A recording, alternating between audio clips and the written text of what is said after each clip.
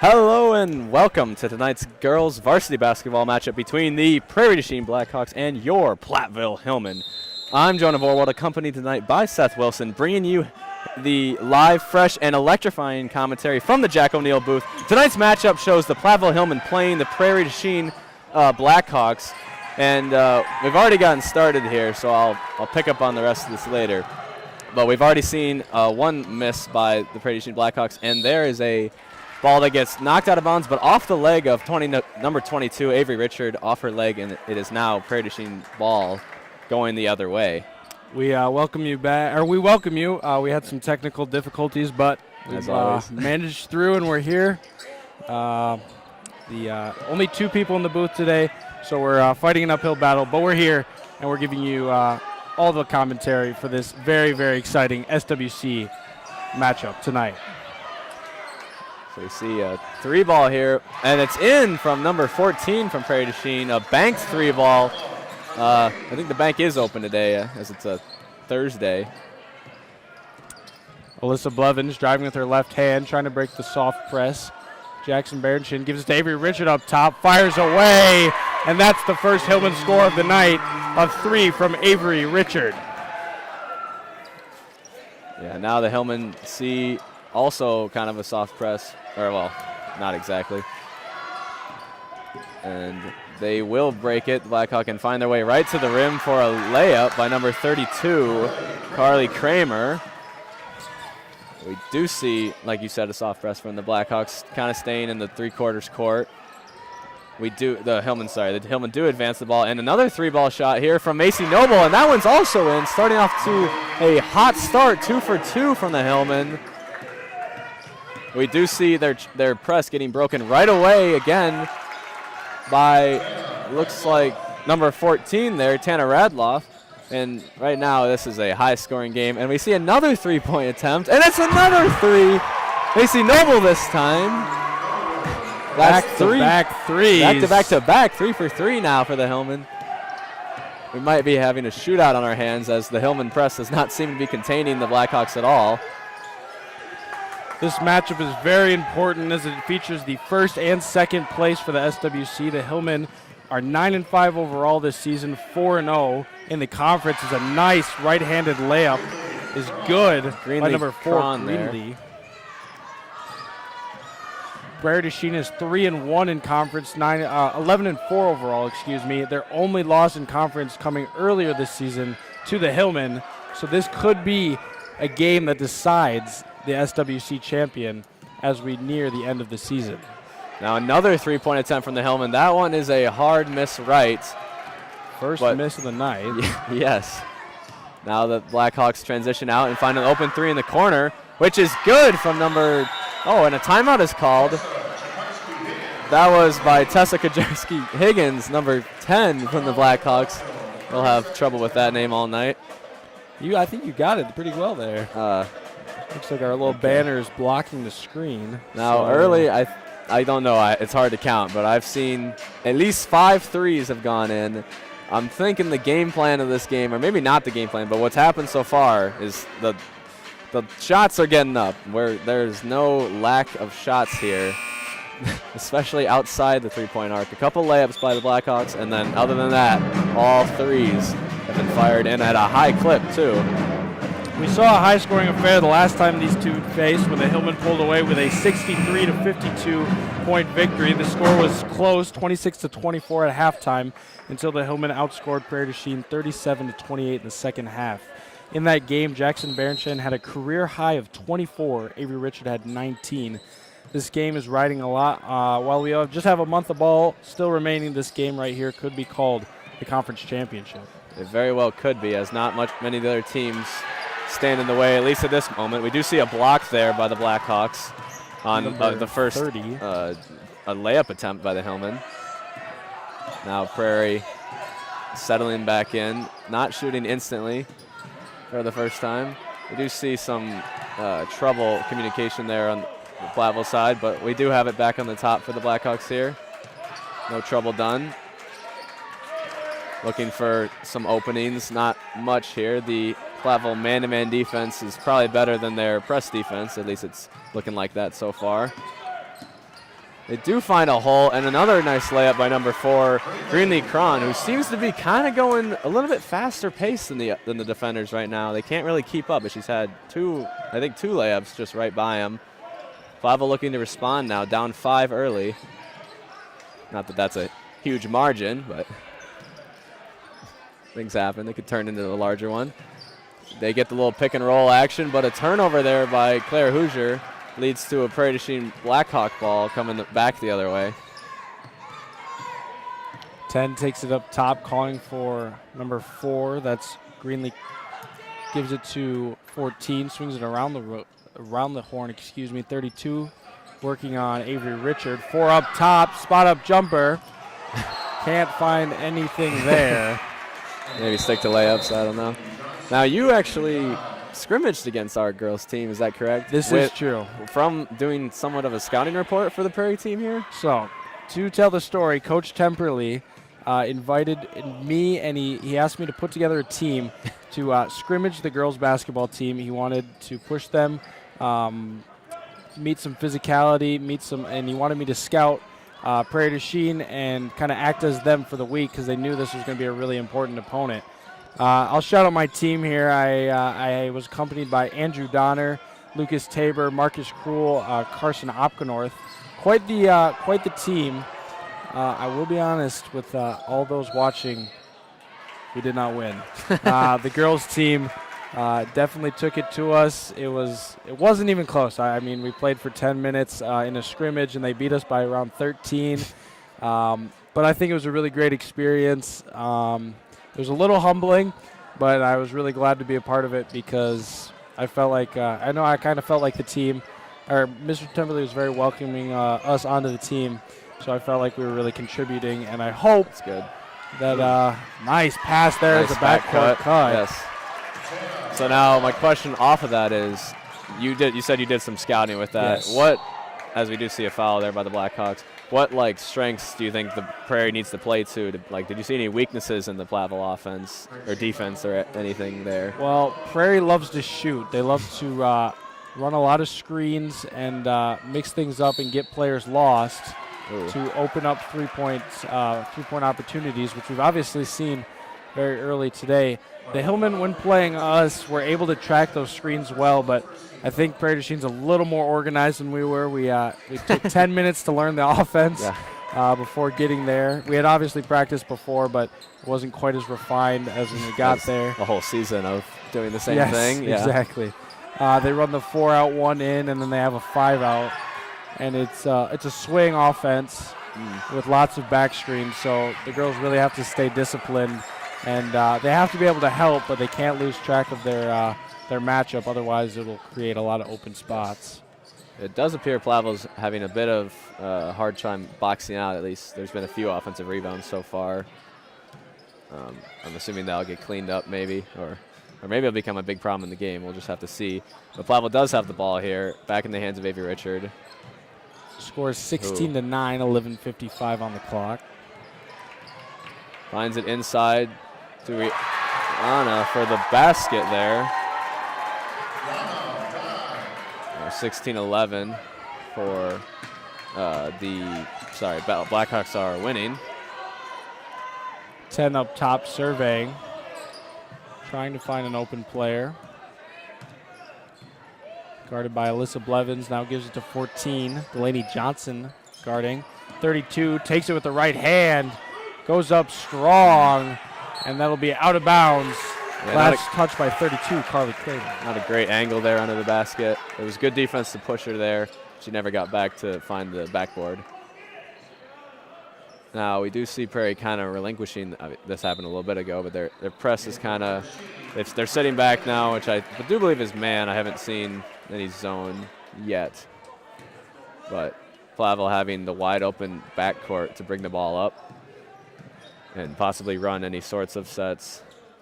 I guess that's another thing. Do they try any specific things against you, any plays? They did try out a few plays. Their out-of-bounds plays are very tricky. There's a lot of misdirection, you think the play's over, you think you guarded it well, and then somebody will slip, and they're just wide open, and it's quite frustrating. So I hope they utilize those tonight.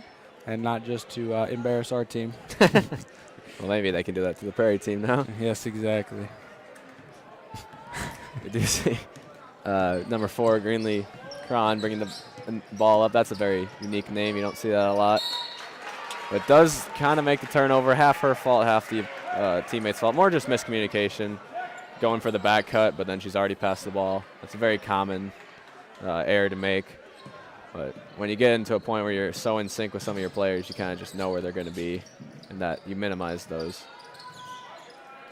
We do see Platteville with the ball again as we find some open space.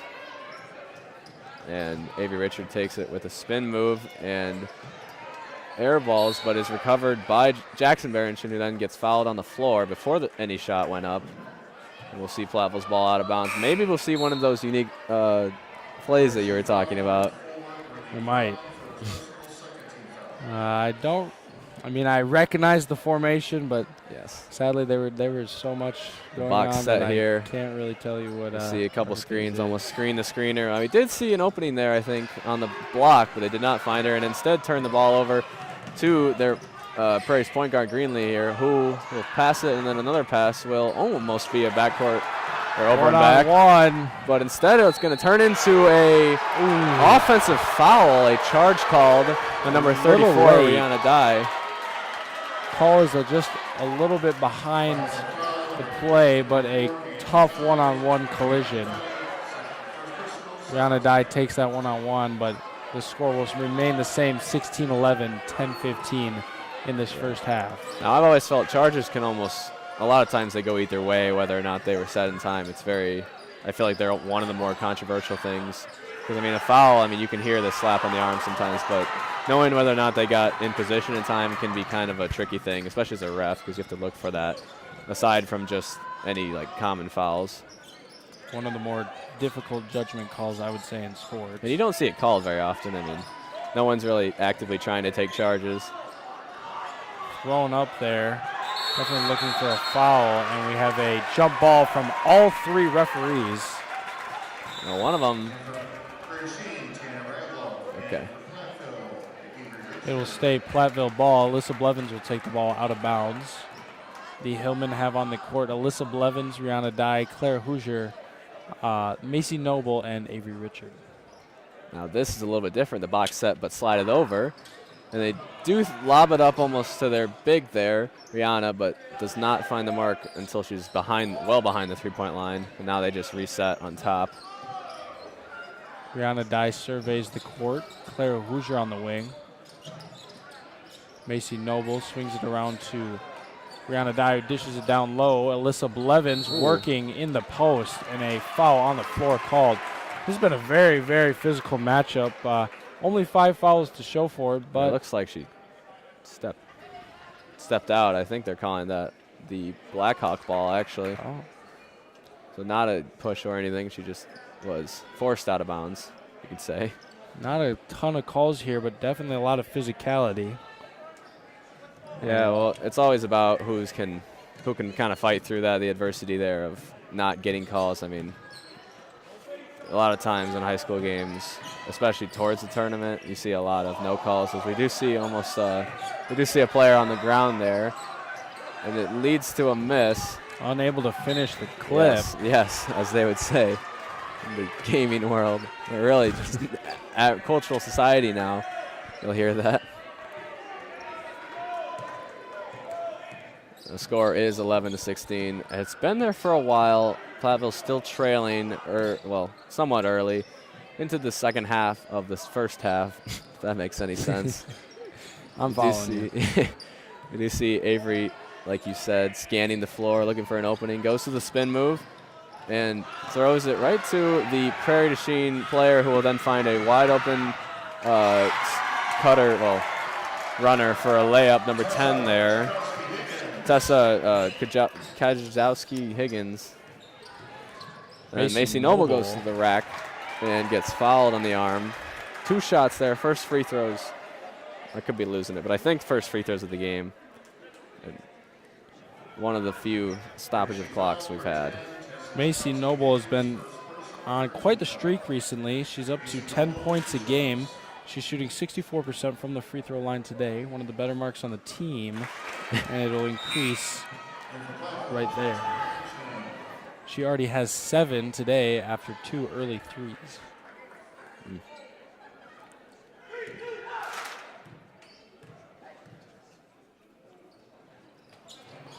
Gets that one to go. See her make that one. We see a very packed student section today. I heard the theme was jailbreak, as in cops and robbers, but I'm not quite seeing representation as ball stolen. 1 on 2, 2 on 2 now. Avery Richard, no one to stop her. Tough shot. Gets it to go. That's a nice finish at the rim. Yes. 10 now up top. I have seen some nice finishes so far from both teams, but also a lot of passes that have been just kind of thrown to the defenders and been picked off. Now there is a foul called on a reach. Number 21, Macy Noble. First. You say third person? I'm not sure if that was right, but I think that was the first personal there. Oh yes, third team foul. Blackhawks looking to kind of get back into the early stage of the game where they were making almost every shot. They have a little bit of a cold streak as well as the Hillman here. They do find a layup there with some physicality by number 30. That seems like a move that you'd probably pull off too. Avery Richard up top. I will tell you, it was quite the battle. There was definitely some physical plays. And the girls definitely didn't back down to the physicality. They met us head on. But it was a really great scrimmage, I would say. And we do look to return next week. We're bringing in some new players. Oh. A little bit of a new strategy. Okay. You might need a coach. I have doubled as a player and a coach, which has been very challenging. So, I think you're right. I might need to invest so you're like in LeBron. a coach. Yeah, I would actually. I think that is a fair representation. I just didn't quite play like him, maybe. Oh, okay. But you had the coaching, I mean. Yes. Yep. Our basketball knowledge is not incredible on that team. Tana Radclaw. Yes, a nice finish there. Almost like a floater, but kind of more of a jump shot. And now we see a 3 fired from Macy Noble, and that one hits the bottom of the rim. Macy Noble has 11 already tonight. She's finding her mark. 2 free throws. Yes. Oh, she does find her way to the floor, which is not exactly the greatest spot to be in when you're trying to play defense, but they will end up getting the ball back.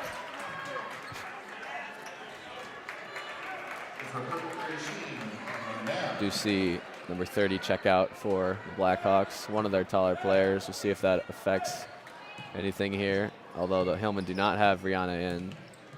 So they don't exactly have a ton of height right now. But Avery does find a hole, and it's going to be an offensive or illegal screen there on, I think Delaney or Macy were in the area. Oh, and Delaney Johnson, her first there. Not sure exactly if there's a hole. They did call a foul. No one stops her, but she's unable to put that one in. Clara Hoosier will take up the court, gives it to Alyssa Blevins. Dishes it down low to Delaney Johnson, goes to work. Nice left-handed shot. Nice post move there. Can't get it to go. And Avery tries to steal the ball from the first pass, but then she's out of position, and it will lead to a wide-open 3, which will find its mark for number 20 there, Cameron Knapp. 25-18, 5 minutes and 48 seconds on the clock. This is a high-scoring affair. You see the ball back to Avery Richard, freshman for the Hillmen. Continues to get better each game. She leads the team in points with 12.9, shooting 43% from the line. And there's a 3 ball that will find, yes, it will go in. I think I reverse jinxed her by saying her 3-point percentage as she shot the 3. You reverse jinxed her. No one really says that. Got it, yeah. Backdoor we do see another backdoor. That seems to be working a lot, and it seems to be the same person. Greenlee Cron is looking for that, and whoever's guarding her is not exactly staying with her. We do see the Hillman trying to match here. We have gotten back into a little bit more of a scoring streak here. Oh, Avery pump fakes there with the leg, but not her upper body, which is a unique way to do that. Claire Hoosier swings around to Avery Richard. Driving right side, and she will get the foul called. She will go to the line. A little bit late there. He might have. Foul called on 23. Not had the whistle ready. 34, excuse me. Let's go. Hillman talking it over during the free throw. The first one is off, long and left, and will bounce right to one of the Prairie team players, who will kindly hand it back to the ref. Excellent sportsmanship. Yes. I mean, there's not many options you can do there, but that's one of the better ones. One of the worst ones is throwing the ball into the stands, and we didn't see that one today. We did not. Maybe we will later, though. I'm hoping to. It's actually on my girls basketball bingo card. One of them is the middle space that says free space is loose to them in a scrimmage. So I'm doing well this week. Well, I mean, you're only 4 away from getting a bingo. Three knocks it down. Greenlee Kahn here has a lot of points. Not exactly sure how many. You might figure that out in a second here, but 9. 9 points for her. A lot of layups in the 3 there. I would guess 3 layups in the 3. Greenlee we do see a miss. And then another 3 fired from number 10. And that one, well, to say the least, it did not hit the rim. This is true. But as Zach McClain says on our team, a miss is a miss. And no matter how small? I don't know. It sounds like there should be a second half to that. He's really just saying, you know, air ball, it's the same as if you just hit the rim and it bounces out. So there's no difference statistically other than your pride is hurt a little bit. This is true. Those pride stats, those are the sneaky ones. Those might be more importantly. Confidence is a huge thing in basketball. Right now, my stat sheet is getting filled up. Greenlee Cron and Tana Radcliffe both have 9 in this first half for Prairie to Chien. It would be interesting if you have no stat sheets room left. They fill everything. Have 12 points worth of sheet, which I feel like is a poor design. Yeah, I think whoever made that doesn't understand how basketball works. 12 points is... Or they've only ever been to a 3rd grade game. Yes, exactly. We do see Prairie driving down into a kind of a scary spot, and it will lead to a turnover. I find myself there, and let me tell you, it is hard. If people aren't cutting, you don't know what to do with the ball because you're under the basket. And I will say our team did struggle with cutting, and I felt that panic when you're at the top of the key, and everyone is staring at you instead of moving. Unshout out my entire team. You do see Platteville swinging it around again, trying to get something going. They are down 8 here. And they're kind of moving slow, a few screens. They're trying to find something. We do see a tip pass there, and then a foul on Claire Hoosier going for her own pass. That's also a very common basketball trope. You kind of throw a bad pass, and then you instantly go and, your first instinct is I need that back because it looks bad if I don't. So it's very common for a foul to be there. Score is 30-22, 2 minutes and 55 seconds. Timeout's called in this first half. Now, timeout here, you got to kind of, I'm not sure if they'll come out in anything. I haven't watched enough games to know what kind of defenses the Hillman usually run. But maybe now, end of the first half, try out something a little bit unique. Try out a zone, a 3-2 or a 2-3, whatever they commonly go to, a 1-3-1. There's a few options they have, obviously, but maybe they want to stay away from that considering it does appear that Prairie is a good shooting team, and usually when you find yourself in zones, you are susceptible to the 3 ball especially. You're almost hoping that they're going to take a lot and miss a lot. So with good shooting teams, it's hard to play a zone against them. But we'll just have to see here if they change that. I'm assuming they might just stay in man, but the end of the first half is a great time to try any switch-ups. The only problem with that is, and our coach will reiterate this a lot, if you let up a momentum kind of burst at the end of the first half, it really can be kind of a killer there. They're down 8 right now. If that turns into 10, 12, 13, 14, 15, then you're really getting yourself in a bad situation, and you really have to come back in the second half. But if you keep it at 8, it's not exactly the end of the world. You have halftime to recoup and come back and see what you could do. As we've already reiterated in the past, this is a very, very important matchup. It's 2 varies? Yeah. Oh. Incredible. Maybe add a third one. Very. It probably is. I mean, conference championship, that's something. Kind of interesting that they're playing each other. So, this is the first team that the Hillmen have played twice in the conference. I believe they've played this team twice before they've played some other teams, like, at all. First loop around. Oh, okay. Which is interesting. Probably because of some scheduling things that does happen. This reminds me of last season for the boys. Dodgeville and Platteville split the season series, which led to a co-conference championship. And I think Prairie du Chien definitely needs a win tonight. This obviously doesn't set it in place. We have a lot more games underway. 5 more conference games after this. Yes, but they have already beaten all those teams. Not to say they can't win, but at least if you're one of these teams, you're thinking if you win this, you can beat all the other teams because you've already done it before, and you'll go on to win conference. We do see another 3 there by Greenlee Kahn. She has filled up my stat sheet. We are out of room. They didn't prepare for the point guard for the Blackhawks. She already has 12 in this first half. That ball stolen away. 1-on-none. Avery Richard trailing, trying to poke it from behind. Can't get it. And number 10 takes it for 2. Who was that? That is Tessa. You got the last name? Yeah, I think you got it. You said it well the first 2 times. Well, it was Tessa Higgins, okay? Yes, that is exactly what it is. Now everyone's going to think we're crazy because they can't see the name, but I'll tell you, there's a C, a Z, an A, a J, a K at the first part of the name. CGA. That would be JK. Phenomenal Scrabble word. I might need to start playing that.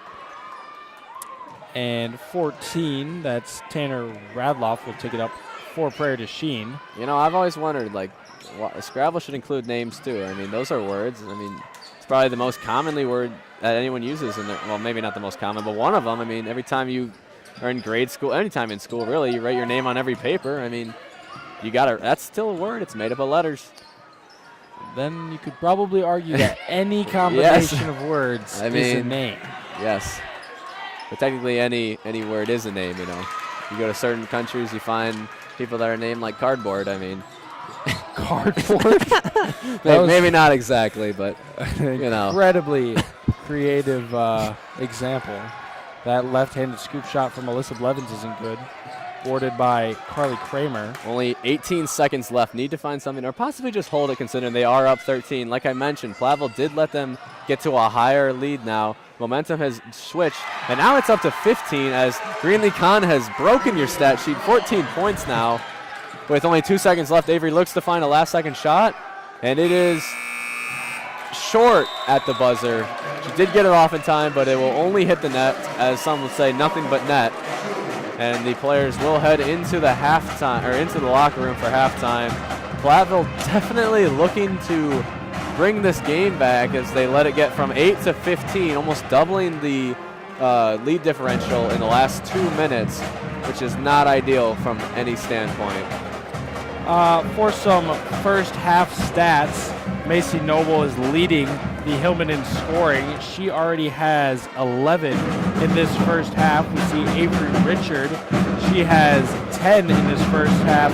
And Rihanna Dye has 2. So we have seen 22 points today from the Hillmen out of 3 players, one of those players having 2 points. That I feel is a concern. I mean, the last game that they played, Jackson Berenson had a career-high 24 points, and we have seen her scoreless tonight. I don't know if I think she might have only attempted 1 shot. So I can imagine in that locker room, they're definitely looking to get each player involved. Yes, now there are 2 parts to the game most of the time. There are 2 sections, I believe. You have your star players who can change the game, and you have your bench players who change the game. And then you have your role players that kind of do their thing every day. They're very consistent. But in this game, it's really coming down to that right now. Blackhawks star players, they're showing out. Platteville star players are having kind of an off night for some of them. And their bench players aren't exactly, at least exceeding Prairie's bench players to a point where they're breaking that gap, bridging the gap, I mean, and bringing it back for them. So it's really, you have, if you look at those 2 star players, there's a plus side for the Blackhawks, and the bench players are even probably for both teams, which is exactly why it's a 15-point game instead of even on both sides. For the Blackhawks, we have seen a heavy amount of scoring. Greenlee Cran has 14 in this first half. Tessa Kruzowski Higgins has 7 points. Tana Radcliffe has 9. Cameron Knapp has 3, and Carly Kramer has 2. No one is in serious foul trouble so far, as we just have ones across the board. Yes, that is very good. There weren't very many called early. So you see, I already forgot how many. I don't know how many fouls exactly have been called, but like you said, nobody's in foul trouble. It was nothing crazy. There was hardly any stoppage of clock. The scary thing here for Platteville is if that lead would extend to 20.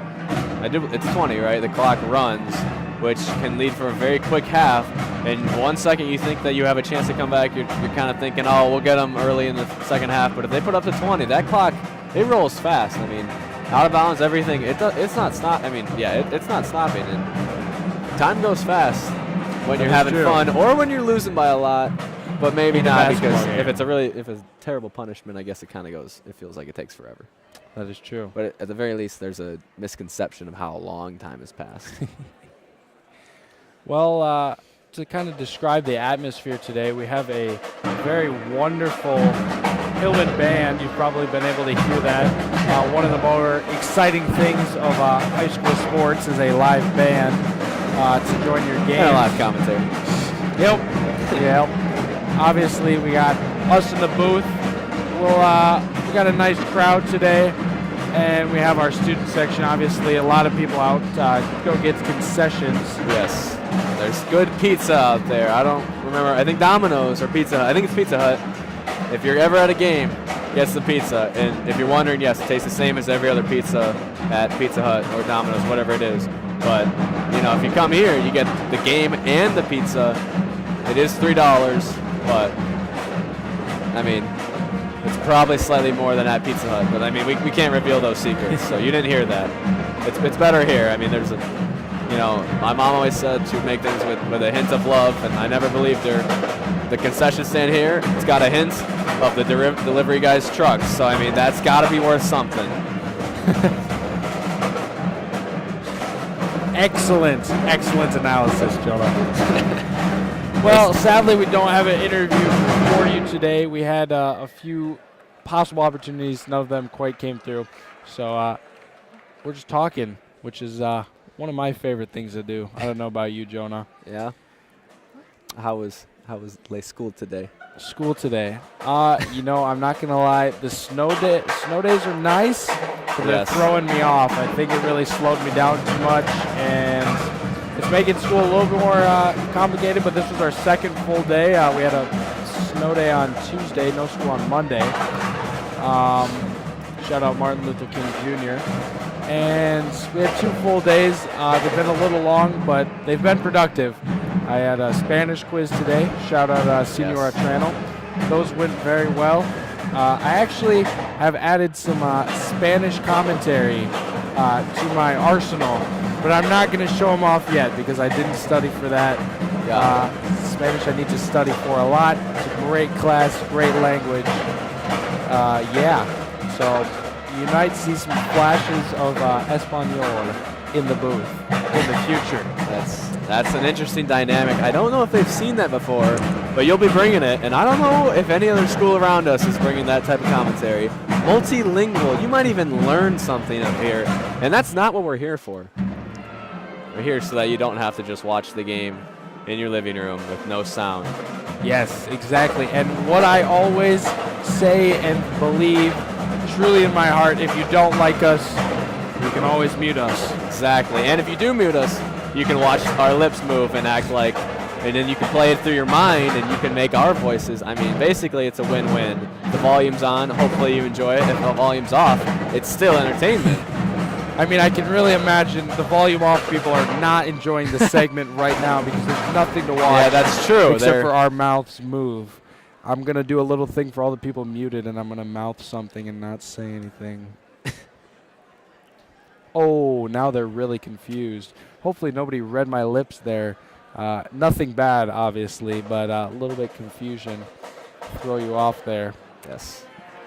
I do see some of the members of the student section returning to their home spots there. Everybody has a very distinct spot when you come to these games all the time. You got to get some popcorn at halftime. Nobody really got the pizza. I'm kind of disappointed, but maybe they ran out. We are prone to run out. I've done the concessions twice this year, and both times there was no pizza in the second half. So, you know, you got to come early. I mean, that's how it works. I don't know why I'm plugging the pizza. I'm not sponsored, and I have. Sponsored by Platteville Concessions Pizza. Get your pizza for $3, and they were Platteville Concessions. I mean, the concession money, I think it helps the program, so that's something.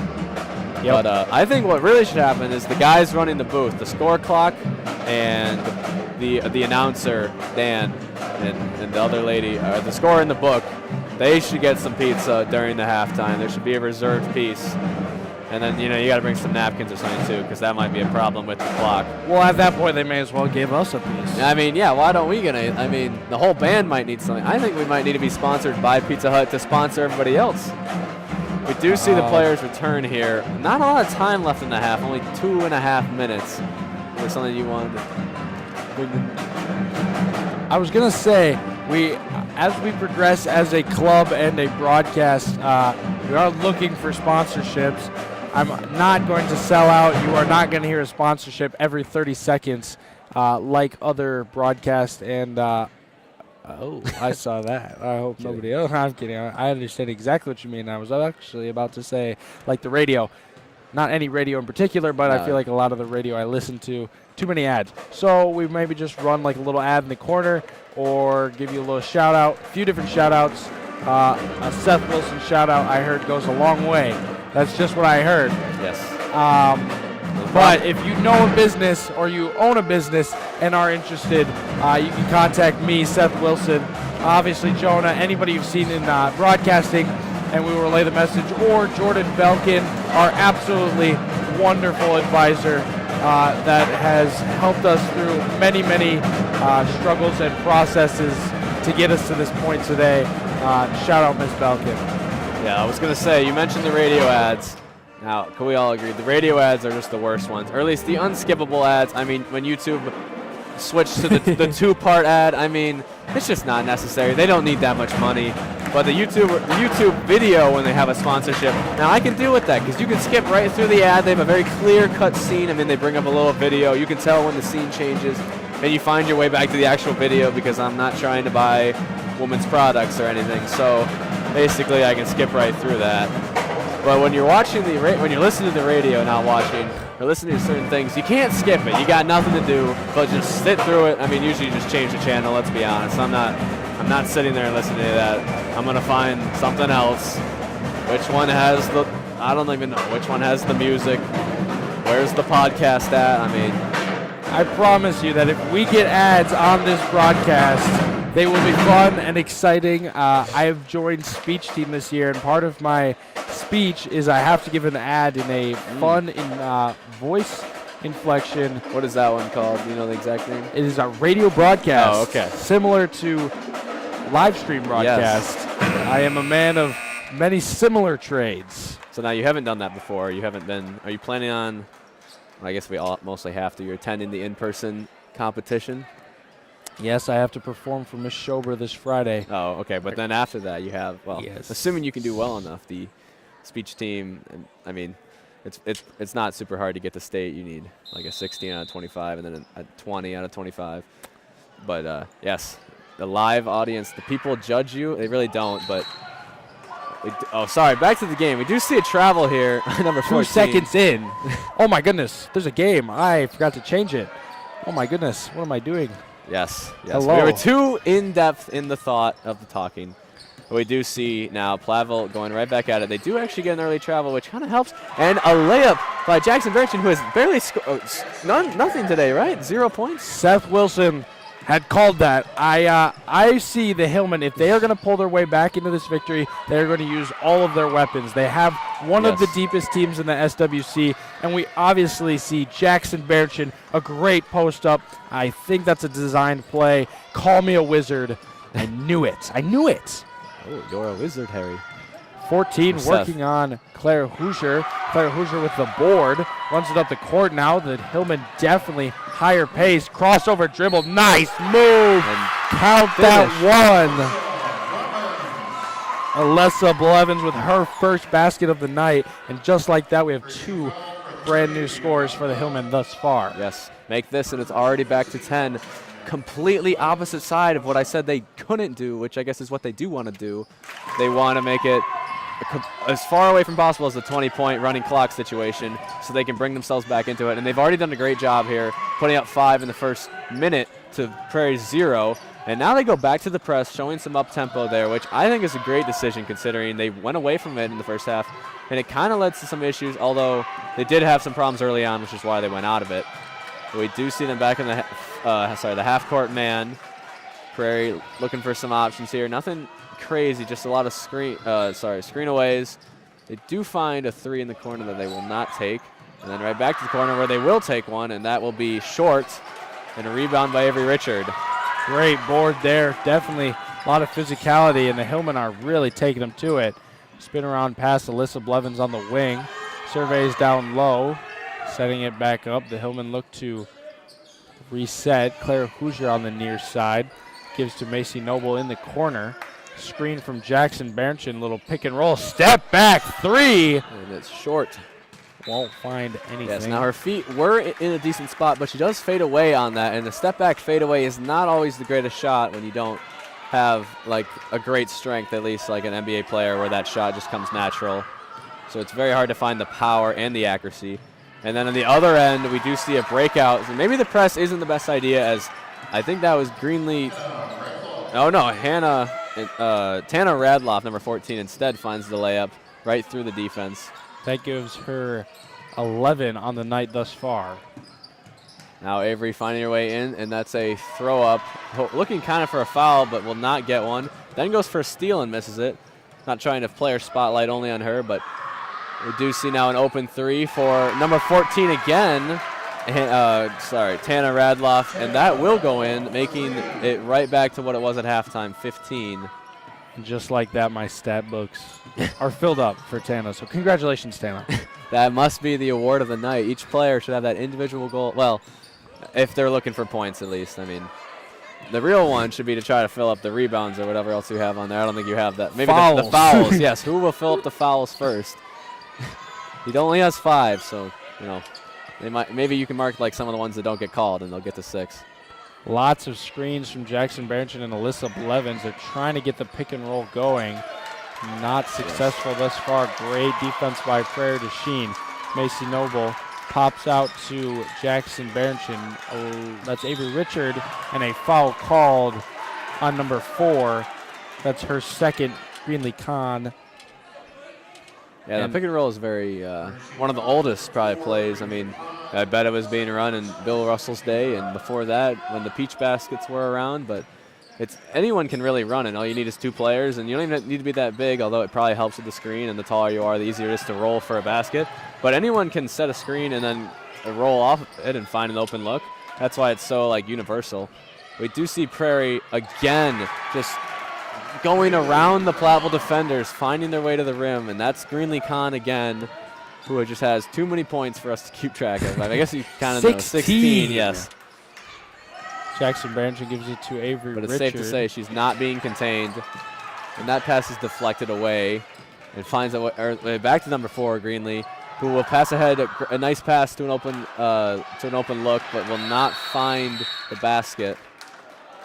And a jump ball is called, sending us back the other way, Hillman ball. For an outlook of the entire SWC, Hillman sit up top with a 4-0 record that is being challenged tonight, 9-5 overall. Prairie du Chien is 33-1 in the conference, 11-4 overall. Dodgeville 3-1 as well, so they are still definitely in the hunt, 8-5 record overall. Lancaster with a 2-3 conference record, 4-8 overall. River Valley's 1-4 in conference, 1-12 overall, and Richland Center 0-4 in conference, 0-14 overall. Yes, now nothing actually happened while you were doing that. They brought the ball up and then called a timeout after a few passes. Coach Temperley here kind of looking to look over what they're doing here. They need to kind of work a little bit faster, as it's been half 16, 17. It's been about 4 minutes, I think, into this half, and they have not really got anything going yet. They had the quick start at the beginning of the half, but then it's already gotten brought back, and it's actually past where it was now. I think that's 17, if I can add correctly. Yeah, 17 points now. They're down. So they've actually lost points in the half. They went up 5 early, and then dropped 7 to the other team on a layup, then a 3, then a layup. So obviously, you got to work a little faster. They got to score, and you're not going to win this game without scoring. I heard from Coach Bart Nice that the only way to win a basketball game is to score more points than the other team. He told us this before we took on the girls, and sadly his philosophy was not enforced in our scrimmage. It wasn't. So that wasn't your game plan? It was our game plan, but we did not follow through. You didn't. Okay. So maybe next time you'll enact that strategy a little bit better. Hoping so. Yes. I'm feeling just a tiny bit guilty because maybe we didn't give the girls good enough look, but I feel like they're going to crawl back. I don't think this is your fault. They're going to be reminded of yes, that scrimmage. They're going to dig deep, and they're going to image all of the my team that they hated so much. I'm just kidding. They were very good sports. Yes. There's just no smiling, which is very intimidating and no scary. Smiling. No. You got to have fun while you're playing this game. This is a game after all. That's what they tell me. But, some people, they don't like to smile. You got to be locked in every moment of the game. Otherwise, you get benched, pulled. I've heard of the bench. Sent to the locker. Spend some time on the bench. Not usually that last one unless you're hurt, but, things happen. I do see Rihanna taking the ball up top. I'm not sure if that's a common sight, but at least from my perspective, seeing a big have the ball. I guess she's just setting a screen and then popping out. It would be interesting to see her shoot a 3. I'm not sure if she's taken any this year. 2. Two. Actually, 3. 3. And 2 of them went in. Oh, well, never mind. Maybe we needed her to shoot more. That might be the key to success here. Nice crossover there by Alyssa Blevins. But they're not really getting much going. You always see, a few good moves. You might get by your defender, but if they get back, the recovery is very plausible, and then you really just don't have anything. So it kind of negates that anything that happened. Like now, it's been another minute off the clock, and they haven't taken a shot, which again is not ideal for a losing team that's down 17. Can't find anything here. Macy Noble gives it to Claire Hoosier. Drives, kicks it back out to Jackson Berenson. Not a great time to be picky with a shot, but there's an open look. Yes. Good board by Jackson Berenson. That'll send her to the line. And I think the Hillman will take that after a very, very patient offensive possession. Yes. The junior Jackson Berenson stands at 5'10" and is averaging 11.5 points per game, shooting 43% from the field and a team-high 77% from the line. She also adds 8.3 rebounds to that. Very good. I'm assuming you didn't shoot any free throws in your scrimmage. We actually did. Oh, you did? Yes. So it was like a real game. Our boys didn't because there was no fouls called. Oh, they weren't calling it. Wait a minute. I do think the referees were a little skewed, but I will not say that is not the reason we lost. It might have been the change in the game. You always got to think, in an alternate universe, you got every call and they got none, and you still lost by 10. But at the same time, Hillman it was closer. 1-3-1 zone. Oh, we do see a zone now. And like I mentioned earlier, the zone is susceptible to threes, and they do find a wide open look there, and it goes in for number 14, Tana Radloff, who, as we mentioned previously, has a lot of points as well and is racking up the stat sheet. 17. That's almost more than I can count on my fingers. Wait a second. Anyway. and toes. All right. Now Prairie has the ball again after a miss by the Hillman. They're not in the zone, so if they were before, it fell very quickly there. Back in man. If they were, they may have seen. I think they were, yes. They do let up a layup here, though, but I think they saw that wide open 3 and said, no, that's not going to work. Avery Richard takes the ball up the court. She's gone a little bit silent, I feel like. Earlier, she was in the wing looking for opportunities. Not seeing anything crazy here. We do see a 3 attempt there, as right as I say it, and it does go in, so maybe we're both kind of reverse jinxing or whatever that means. Oh, she does find the mark. Her first score of the half. I might have to just keep saying she's gone cold, and then. And it appears she'll the make Hillmen are a now bunch in of a shots. 2-3 zone. Oh, so they do go back to the zone. So maybe it was a interesting. Maybe they're just flipping every play. One man, one zone, one man. We'll see what happens here. They call it travel. Called. I don't know where it was, but I trust the refs. Yes, because the ref's call is the right call, and there's no other call. Exactly. That's how basketball works. That's what somebody told me when I threw my remote at the TV screen. Couldn't take that one back. It's like cricket. They call their own. Oh wait, is it cricket? I think it is. No. I think it's ultimate. They call their own fouls. There's certain. I think it is cricket too. You call your own fouls. Nice dump back pass on topic from there. Yes. Avery Richard gets Jackson Berenchin her 6th point of the half and the game. Yes. In the middle of the zone, Prairie Chien looks well Back prepared. to 15 here. Back to what we had at the half. Yet the problem is they're down by, 7 minutes have gone off the clock. Or 8. Tough rebound and a foul called. It'll go Hillman way. I mean, Prairie Chien looks so well prepared, you might almost assume they scrimmaged their non-boys basketball team. And I'm feeling a little bit offended if that is so, because we definitely need to step it up next time. I think that's a very plausible option, although I don't know if they have the true connections, you know. That's true. They might not even have enough people that are willing to do that. There should be a lot of people in Prairie are probably, I don't know. I don't know what I'm saying. there was no end to that. I'll continue it for you. Prairie is a wrestling school, so maybe all the players that don't play basketball wrestle, and or some other sport, whatever it would be, or they're just too involved in their schoolwork to do anything. Oh, the press is getting beaten here. Good pass. Number 30 gets the score. That's Rita Anabach, her first score of the night. Yes. 51-34, 9 minutes and 46 seconds. I appreciate feedback as always. Shout out Miss Dressler and Miss Dressler's friend for the moving the scoreboard thing. Hopefully you can see it well now. Shout out all my 8th grade teachers. And one from Rihanna Dye with a nice hook shot. She'll go to the line with the opportunity for 3. 8th grade was a very interesting year. It was my COVID year. Everywhere it was COVID, but I was in 8th grade when this took place. So thank you to my homeroom teacher, Mr. Glennon, for putting up with us for so long. Yes. Thank you, Miss Dressler, for teaching me English and reading and things such as that. Mr. Olenchek for keeping science very, very fun and exciting. Mr. Brunson really got me into history. I know that was your homeroom teacher. Oh, yes. Correct? Yes. Any insight on that? He brought us many treats during the COVID season. We only had half the class for a lot of it, but he had some venison sometimes. He always had candy for some reason. Handing out food during COVID. Yes, that's obviously a good idea. But, it was in a safe way because he didn't have COVID according to what he said, and then he gave it to us. You may have just incriminated Mr. Brunson. Shout out Merrill Brunson. But it also happened before COVID, I guess. And then we would play silent ball a lot. We do see a 2 there by Jackson Berenchin, who's found her rhythm a little bit here. 8 points in the second half. Yes. It was a fun homeroom. Yes. And shout out Mr. Geeson, of course.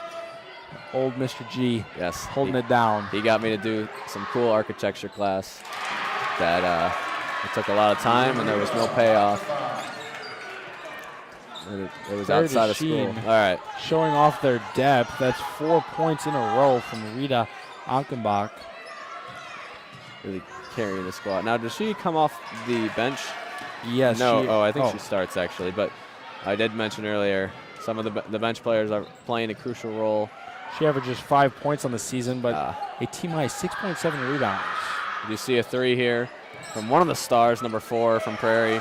Doesn't find the mark, misses short after a long load-up time preparing for the shot, as there was no one even trying to cover her. But now back on the other side, we do see a dump and pass to Jackson, who will pass it, back out to an unopened spot, but it will be recovered by the Hillmen. Then a little bit of spacing issue here, but they do need to get it going a little bit quicker here, as there is only just under 7 I should probably wait 5 seconds. Just under 7 minutes and 40 seconds left on the clock. I was going to say 7.5, but that would not be true. Now there is, and that is not a ton of time, especially considering they're playing a little slow here. So that there's only been 5 fouls in this half. There's not a lot of stoppage of clocks, and the turnover there does not help. Thought it maybe could have been a kickball, but that's also kind of a, I don't know, a hard one to call. I do believe it's supposed to be an intentional kick for it to be a kickball, not just off the foot. Now we do see another 3 there by the Prairie, and they will call a timeout actually after their own 3. Interested to see if they'll do anything different after that. That's Carly Kramer averaging 10.7 points per game on the season. She's shooting 30% from 3. Now, something I forgot to mention earlier, we have a slightly odd coincidence. Both of these teams have won 9 of the last 10 and are on a 4-game winning streak. Yes. Right now, it seems that Prairie du Chien will keep theirs going and the Hillmen will snap theirs, but I believe in the Hillmen, and I believe a comeback could be on route. But technically, if they would lose their streak here, that means that next game they could start a new streak that might be longer than 4. That is how it works. Yes, exactly. I mean, you don't have that opportunity. And extend their current. That's probably the more likable option, but you got to think of the positives here, even if they lose. I mean, yes, they might end up being conference co-champions, but from experience last year, it's not the worst feeling. I mean, you still get the plaque, or you still get the thing, the award. So, looking at the schedule so far, the Dodgeville Dodgers' only loss this season, who are 3-1 in conference, came to the Hillmen 63-46, so rather handedly, but they're still 3-1. And I believe, Prairie du Chien has not yet played Dodgeville. So after this game, they will be facing Dodgeville, Richland Center, Barneveld, River Valley, Lancaster, Cuba City, and then end the season with Dodgeville. But a little rewind, I went a little fast there. Dodgeville and Richland Center back-to-back, very important conference matchups for Prairie du Chien. As a foul called, Avery Richard will go to the lines. And after this game, the Hillmen have a little conference break where they'll play Reedsburg on Saturday. That one will also be at home. They have quite a bit of home streak here. And then Monday, actually no, I think everything was moved. Richland Center will actually be on Saturday. So that'll be a really important one. Richland Center is winless. Avery Richard gets 1 free throw to go. Just under 7 minutes here left in the half. Now, as I did mention with the co-champions, I would actually love to see a co-champions where now we have 6 teams. If every single team just split the series with the other one, you had a 6-way tie for co-champions. I don't even know if they'd try to split that. They probably would because they can't afford that many things to give out. Yeah, they can't get that many plaques, so SWC is a little bit – no, I'm kidding. They probably could. I mean – have we ever seen 3-way? I don't know if I have. I mean – it's possible. It is possible. Everybody could split, and that would be a cool coincidence. Unless you're one of those teams, because then you'd be kind of like, well, we just won one more game. We would have won. Man, that would not be fun. The Hillmen in a 3-2 zone. They are showing off their zone arsenal. You see a foul called. 16-point lead for Prairie du Chien, 56-40. It's actually not the worst of fouls. The first foul of the half. Not to blame the refs for any not calls, but the first foul of the half for the Hillmen. But considering they might get to a situation when they need to foul, that's not exactly terrible because it's better to be able to foul into bonus early if you can. So getting closer to that will help them later stop the clock. And that one also stopped the clock, so it's not always the worst thing to get, at least the first one there. Now, if you get like 5 more in a row here and before there's 4 minutes left, they already are in the bonus. Now, that might be an issue. 30 working down low. Sorry. 10 up top. Nice pass. I feel like that might have been a block, but of course, the refs are never wrong. 34 will go to the line. That's Claire Kennedy. She does not have any scores tonight, but she is averaging 3.8. She's a freshman for Prairie du Chien and is 4 for 10 from the line. Ooh, gets a nice little bounce. 5 for 11 make that. That's the lucky bounce. Like, not sure if that's exactly considered shooter's touch, but, you know, you hit the back and it goes straight up. And then she almost banked in the second one. Now, that would be a true combination of events there. That's like grannying one and you swish it, and then the next one you bank it. I mean, that's probably the ultimate one. Obviously, or maybe the toilet bowl. I don't know that. I wonder what the rarest like kind of way the ball goes in is. I feel like that's pretty rare. Or like I mean, bouncing straight up is also. I've seen a pretty rare one actually. It was on a YouTuber named Jonah Vorwald's YouTube. It went viral. That's not what it's called. Hit the. Okay, sorry. You can shout out your own YouTube. Nobody needs to watch that, but yes, it did hit a trick shot once with the ball. Hit the back of the rim, went over the top, bounced around in the back of the whole like basketball hoop, and then came back and went in. If you haven't seen it, you should watch it for yourself. As number 10, Tessa Tchaikovsky-Higgins gets 2 there. Not sure how you can find that exactly. I mean, my YouTube channel is just my name probably now. So I guess you were right, you know. But we do see a 3 here that's going to miss from AC Noble, and that ball will be out of bounds, and it will be Prairie's ball. But yes, I have never been able to recreate that magic. Sadly, I mean, there are probably some better things. I mean, if that happened in the game, it would have been a lot cooler. It was a park hoop. So there was kind of like an extra beam in the back. Although the weirdest part was it was almost slanted in a weird way where it didn't even seem possible. I think he hit a corner. I don't even know. There was just a lot of things. I don't even know what happened. Did it go on like some sort of platform? Yeah, it was on overtime in ESPN at one point. But wow, you know, enough about me. We're watching the game here. I mean, these girls, they're trying their heart out. Sadly, the Platteville ones aren't exactly winning. They're down by 19. Ones as in their hearts. Their hearts are not winning. It's a very dark way to put it. You know, they're, I don't know. They do get a board, you know. That's their stat padding at least. Yes. That's what I always say. If you're going to lose, at least pad the stats. I don't think they're going to lose a 20-point comeback in 4 minutes. I see it coming, Jonah. Believe. You looked into the future? Is it in the script? Did we write it in? Oh, I forgot to. Oh, well then what's going to happen? I forgot to write the ending. Oh, well. Might just...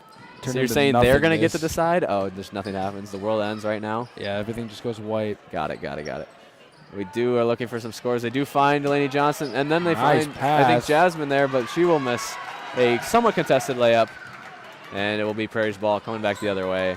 Now, props to them, though. They've played a good game. 60 points is quite a bit for, I don't know exactly what their average score is, but... Around 65. Yes. Okay, well, maybe not, but they're at 60 with 3 minutes left, so they'll probably get around their average. And I feel like the defense has been pretty good, too. I mean, there's been a decent amount of possessions where Platteville's just stuck. They don't know where to go. They're just kind of passing around on the top, wasting time. And that plays right into the winning team's advantage. Prairie Chien will take it out. 32, I believe that's... Oh, and not sure what the call is. 15 white on the arm. Shooting 0 shots because it's not a shooting foul. No. That's Jackson Berenshin's third foul of the night. Now, I'm not sure this will really play into the law, but we do see the Hillmen are in the bonus on the next foul. I mean, that is probably best case scenario if they could shoot free throws. They do get the ball back here on a turnover by the Hillmen. Some good pressure there by Avery Richard. Not really allowing the offensive player to go very far. But now she has the ball again, really looking to put a spark into their team. She doesn't exactly have the experience as like a senior leader will as the point. I mean, for being, we do see a charge there, but like I was saying, being a freshman and being the leading scorer can have its pros and cons. I mean, for starters, you're going to have her for 3 more years, but she's also young. Like I said, she doesn't have the experience that like a senior leader does. But I don't know. I mean, it doesn't exactly change too much. We're still playing basketball. It's a game that was made for people in their early years. So yes. Ball is tipped away, grabbed by Berenshin. And I think they have a good balance in this basketball team. Obviously not the outcome they wanted tonight, but Alyssa Blevins, shout out Alyssa Blevins. She is the only senior that starts for the Hillmen. And an offensive foul called. I think it was a travel. Okay. Not an offensive violation called. Alyssa Blevins is averaging 4 points a game on 25% field goal percentage. Those aren't awful numbers by any means, but I think the real value that she gives the most is that leadership and that senior, the older ability to kind of lead the team and keep everybody focused on that goal of conference, making a run in the playoffs, and just day in, day out, keeping focus. So shout out Alyssa Blevins. We've both been on a baseball team for 2 years now with only a very minimal amount of seniors. Only one, I guess, in the last 2 years. So that we've seen what it's like to barely have any seniors for leaders. Now on the other hand, we do see Prairie miss, and well, you did say 19-point comeback in 4 minutes. Now it's 2 minutes, so it's a little more. It's not exactly as plausible, I would say, but with our team, anything could happen. They can get hot. You can strike fire, like they did when they scrimmaged. Yes, us. If they start playing like they did against you, or if. Oh, no, it looks like Avery might have been hurt there, but we're all good. If the Prairie Chien Blackhawks start playing like you guys did, not to knock on you, but maybe you did say they were up by 13 really fast. Maybe they do that now. That is the 6th foul for the Hillmen. They definitely looked very banged up. This has been a very, very physical basketball game. Yes, and it's looking like the subs might be coming soon with only a minute and a half left. Avery coming out of the game. That's usually a telltale sign when your leading scorer is no longer playing, or they're just really tired. It's also a thing. I mean, she probably played most of the second half with them losing. Again, just a freshman, leading the team in scoring. I believe top 3 in the conference in scoring. So very, very, very impressive. And not the outcome they wanted tonight, but a very good showing from Avery Richard tonight to keep the team alive. Now, Prairie is really got one goal here, and that's to waste time. They haven't seemed to put in any of their, maybe I've missed it, but at least I see still a few starters there, not too many bench players, even though they're up by 19. And now you do see some of the shirts come off with 49 seconds left. Now, I'm not always a fan of the garbage time. I mean, sometimes, I guess that's what they would call it. It's good for them to get in, but as a player, I never liked being in the last minute when, you're just going to dribble the ball out anyways. I feel like the people who won the game, they deserve the win. I mean, they get to finish it, but, that's just my opinion. The coaches, they do what they do. It is still probably good to get all the players, to try to get as many players in as you can. From a non-player perspective, a broadcaster's perspective, there's nothing more exciting than a Cameron Key 3-pointer. Yes. So, while there are exceptions. pros and cons, some players become fan favorites and they come in late in the game, and those are fun to watch. But I have talked to him as well. He doesn't always like the crowd just yelling his name that he needs to shoot all the time. He's out there trying to play good basketball, and that's not exactly what everyone wants of him. They want him to fire the first shot he gets. Because usually, that's what I mean. You get one shot opportunity. Like right now, 48 seconds. That's going to go by super fast considering if Prairie scores again, the clock's just not going to stop at all unless there's a timeout, which I don't think will be called in this low time span. So it's really, you might have one shot opportunity considering it is their ball. And then after that, it's just going to be dribble the ball out and wait. So there's just not a lot of action. If you want to play, it's not really basketball. This is, they do have an over and back there. So they might not even get any shot. But the Platteville team, they will. Greta Schultz enters the game, number 42, foreign exchange student. Shout out Greta. As well as Maggie Rabant, Addie McNeil. Delaney Johnson, Jasmine Ryder. I don't know who else checked in, but yes, they're in. Nice shot there. Can't get it to go, and Greta will go to the line for 2 free throws. It was a good game, though. We had some moments. They showed some spark. They just didn't really. Now I'm talking as if the game's over, which is one of the rules when you're commentating. You don't really want to do that, but I mean, safe to say, this one didn't go the outcome that Platteville wanted it. But like I said, they did have some moments. They showed that spark at the beginning of the first half where everybody was scoring like crazy. And we do see Greta sadly miss both free throws there, but they almost got it back in bounds. That will be out. And then the start of the second half as well was also another kind of spark. There was a couple times in the second half that went on a little run, but sadly it didn't develop into anything. Now still fighting to that buzzer, though. Platteville will look to get the ball back and maybe cut this lead. Point differential isn't a huge thing in Anything, High school you know, basketball. some like, PYB tournaments, it kind of matters. When you're younger, I mean, tiebreakers might be that. But in high school, it's not a big deal. Other than your average. I mean, some teams might care about that. Or just like points in general. I mean, you might want to score. But it does appear that we're just dribbling the ball out with 8 seconds left. Showing some good sportsmanship. I mean, shooting here would be, it wouldn't really have a purpose. I mean, you've already won the game. It's over. At least in the words of Vince Carter, it's over. That is the final there, 40-59. The Blackhawks are your winner after a hard-fought game. It was never too close as Prairie extended their lead. Just a little recap here, sorry. We started out very fast scoring. It was like 9-12 within the first 2 minutes of the game. Many threes were being shot.